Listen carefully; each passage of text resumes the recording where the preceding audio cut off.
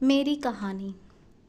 Boyfriend के साथ live in में रहते हुए मैं 2 बार गर्भवती हो गई, जिसके बाद उसने मुझे मरने के लिए छोड़ दिया।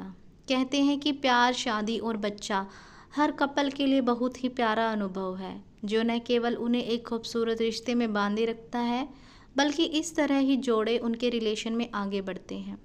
हालांकि इस महिला के साथ ऐसा नहीं हुआ। दरअसल वह अपनी शादी के प्यार में इस कदर पागल थी कि उसने गर्भधारण कर लिया।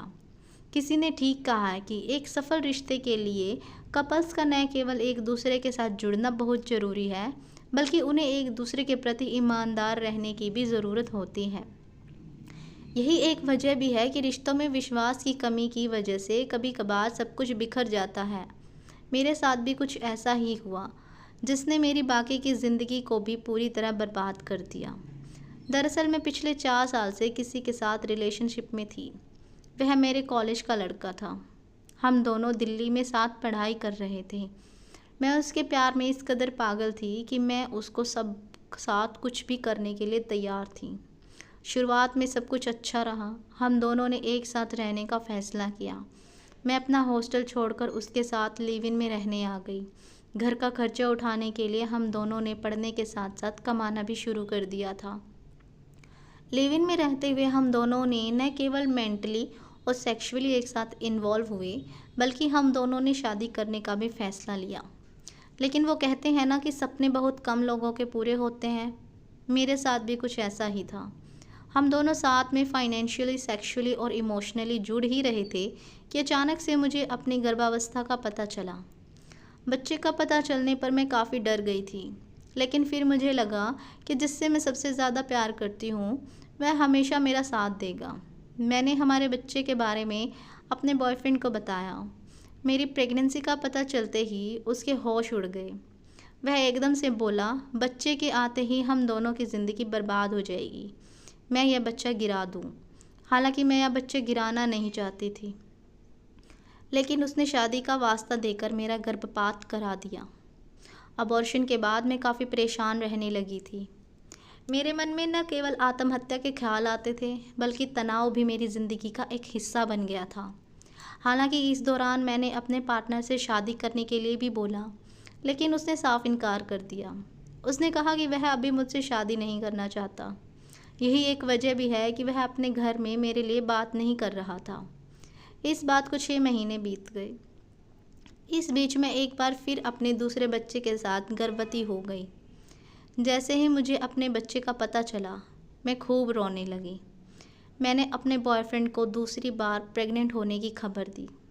इस दौरान उसके चेहरे के हाव भाव ऐसे थे जैसे मुझसे कोई पाप हो गया हो। मैंने उससे कहा कि हम कोर्ट मैरिज कर लेते हैं, जिसके लिए परिवार को भी बताना भी ज़रूरी नहीं है। लेकिन वो गुस्से में चिल्लाने लगा। उसने कहा कि वह आजकल में हमारे घर में अपने घर पर बात करेगा, जिसके बाद ही वह मुझसे शादी करेगा। इस बात को 4-5 दिन बीत गए। मैं उसके जवाब का इंतज़ार कर ही रही थी कि अचानक से मैंने उसका फ़ोन चेक करना शुरू कर दिया। इस दौरान मुझे एक लड़की के रोमांटिक मैसेज मिले, जो उसे दिलवाजी इमोजी भेज रही थी। इन मैसेजेस को देखते ही मेरा दम निकल गया। मैंने तुरंत उसे फ़ोन दिखाते हुए पूछा कि वह लड़की कौन थी, तो उसने अपनी गलती मानते हुए मुझसे माफ़ी की भीख मांगना शुरू कर दिया। इस दौरान मैं इतना टूट गई थी कि मैंने उसके पिता को फ़ोन लगाकर हमारे बारे में सब कुछ बता दिया। उसके पिता ने उसे घर बुलाया, जिसके बाद वह कभी वापस नहीं लौटा। उसने मुझे हर जगह से ब्लॉक कर दिया। जिस समय उसने मुझे छोड़ा था, उस दौरान मैं अपनी गर्भावस्था में थी। एक एक दिन सिचुएशन ऐसी आ गई कि मैं रास्ते में चक्कर खाकर गिर पड़ी। कुछ पुलिस वालों ने मुझे अस्पताल पहुंचाया। 3 दिन तक अस्पताल में लावारिसों की तरह पड़ी रहने के बाद मुझे होश आया। जब मेरी तबीयत पहले से बेहतर हुई तो मैं अपने घर पहुंची।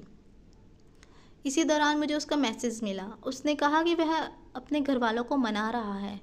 उसे मेरी तबीयत का पता चला। उसने इस दौरान मुझे एक दवाई भी भेजी। असल में वो एक डॉक्टर था, जिसकी वजह से मैंने एक बार फिर उस पर भरोसा कर लिया।